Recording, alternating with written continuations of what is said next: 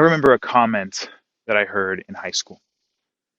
I had just been accepted to Stanford University, and one of my friends told me about a comment she heard at a basketball game stated by one of the mothers of one of the other students. This woman commented that Stanford must have needed a few more people for its affirmative action quota in order for me to have gotten it. I think what's challenging about the statement and reflecting on it is that this woman's mindset, especially in light of the fact that the Supreme Court has just struck down affirmative action last week, this woman's mindset embodies a concept of meritocracy, of merit, that fundamentally must change if we are to have any chance of becoming the nation that we could become. You see, when I entered high school, I was a standout student. I had just been voted student of the year in my middle school, student who best represented the values of that school. A combination, a holistic review, if you will, of my grades, my leadership, my athletic contributions, my extracurriculars. I was a kid who did everything possible. And at the end of the year, very surprisingly in many ways, I was rewarded for that by my school itself. My name is etched on a plaque in the hallway to this day. But a challenge that my family had been facing for years came to its culmination the very next year. My older brother, who was my hero, my role model, my inspiration in life, passed away from cancer when I was 14 years old. I was a freshman in high school. And his death shook me. The last 5 years, we had been struggling to maintain normalcy in our family anyway, as he and all of us went on this journey together, as he went into remission and came out of remission, received chemotherapy and radiation, returned to his varsity soccer team, graduated from high school to a standing ovation. But at the end of that 5 years, my brother passed away. I was left broken. And in that depression, my freshman year, in the struggle of trying to deal with the uncertainty and the almost loss of life and then the eventual loss of life of my older brother, my grades dropped. By the end of my freshman year, I was ranked number 114 in my class. That is a far cry from where I was. I was in a class of 754 students. My athletic performance was still noteworthy. I was the only freshman who was brought up to the junior varsity, while the rest of the freshmen largely played on the freshman team. But I was not the person I was the year before. I resolved, though, at the end of my freshman year to climb, to climb out of the depression that I was living in, to live a life that would make my brother proud, to always think of the people who weren't being thought of, and to realize my dream of building a company that could design things that improve the quality of life for those who were often overlooked in our society. For the next 3 years, I fought to improve my grades. I worked hard in every class that I was in. I took every single AP class that was offered at my school. I took advanced credit classes at the local community college. I became a varsity basketball player. I became the school record holder on the track, the 400 meters. And at the end of it all, I was accepted to Stanford University. But at graduation, I did not sit in the coveted 10 seats at the very front of my graduating class. You see, I was not ranked in the top 10. I was ranked number 23. I had moved up 90 plus spots in my class ranking, but I was not one of the people that many people in our country would judge as being worthy of acceptance to that university. Based on pure GPA alone, you could say that I wasn't. If merit is based purely on the test scores you receive at the end of the day, then they're right. But I don't think they are. My last 3 years in high school, my grades were astounding. But more than that, I succeeded at Stanford. Studied mechanical engineering, got my undergrad in that. Did my master's the year after in 1 year in civil and environmental engineering. 2 degrees that are often left out of this conversation. I was the president of my class. I was the captain of the Stanford track and field team. I was a 3-time academic All-American.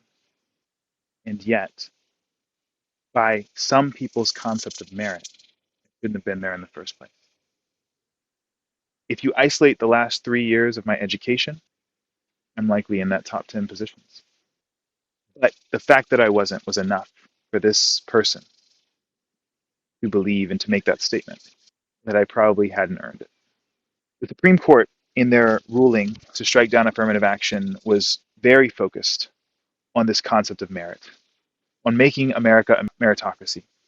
As I look out on the internet and I see comment after comment on Twitter, or comment after comment, especially by conservative pundits, I hear this concept of meritocracy as well.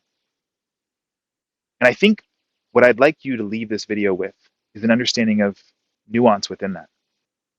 In a country that does not start everyone at the same starting line, merit should not be measured by the exact same number. There are rich public schools and poor public schools. There are parents who have the ability, the funds, the means to move, to buy a house that is twice as expensive as the house in the neighborhood next to it to get their kid into a good school district. That kid is going to work hard and succeed and do a lot. And I hope they have a full shot acceptance to one of our elite institutions. But if we begin to say that that kid and that kid alone, or the one kid who manages to become valedictorian of their class, is the one person who merits acceptance, all we will do is end up accepting the people with the most means, whose parents have the most merit, to put them into the best positions and give them the most advantage, or we will end up accepting the people who have faced the least amount of hardship along the way. Which brings me to the concept of race. Affirmative action was never perfect. It, in my opinion, was overly broad. I think it under-benefited African Americans who are descendants of slaves, who have faced multiple generations of challenges, and who contend with those challenges on a day-to-day basis. To be the first student to go to college in your family, to have come from a family or a community where the legacy of segregation and Jim Crow and black codes and high unemployment require more of you at times or challenge your mindset. Those are the realities that many Black Americans are facing. And they are distinct. Affirmative action was not perfect, but it was a pathway. Our challenge now is to design something better, something that continues to look at the whole person, to understand who they are and where they come from, something that understands that that standing ovation for my brother at his graduation, because of how hard he fought, and was a meritorious applause as well. For any institution that is looking to design new programs and initiatives, I would suggest designing community-centered initiatives and programs. Things that truly get to know who the community is, truly get to know who they are, truly work to overcome and address the specific ills and challenges that they face.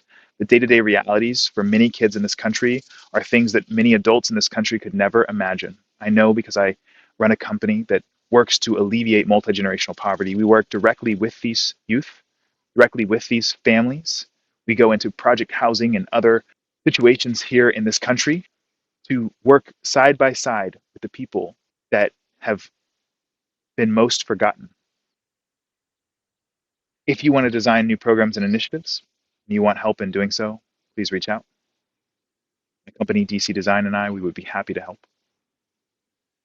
But on the flip side of all this, I also have a message for Black America, my community. one of many. This should be a signal to us that despite efforts under our current setup, the law or legislature is not coming to truly support us. Our legal system is focused on trying to level the playing field here and now, but it is not focused. In fact, it may have prohibited itself from addressing the ills of yesterday. Instead, under its current trajectory, it will simply lock in the inequality that we already have. That is, in some ways, what this ruling does. It reverses course and is likely to lower the number of Black, Native American, and Hispanic students accepted to top universities. I will again contend not because they lack merit, but because universities have lost one way to evaluate the unique circumstances that these students have had to work through. The job now is for universities to develop community-centered ways of doing that. But the job is also for us in the Black community to rally together, support our youth as much as possible, to build new programs and institutions amongst ourselves, owned by ourselves, that can teach our kids the path into the future that will allow them to compete at the highest level. If we do that, we begin to build something that is less affected by these legal changes. It is essential that we do so. There is no path forward if we do not. And so that work, which has already begun, must expand at this point. I will be here working and willing to work side by side with anyone who is already committed to that cause. We must think bigger. We must think holistic. We must think national in order to make sure that the millions and millions of Black kids growing up in concentrated poverty can succeed. We have an uphill battle. 72% of Black kids are going to schools of concentrated poverty. Many of those schools don't have the resources needed to support the students that are there. We've accepted as a nation that we have, as I said before, poor public schools and rich public schools, but we have no other way than to work together to make it happen. So if that's you, you want to support this cause, I'd love to talk to you. I'll be here.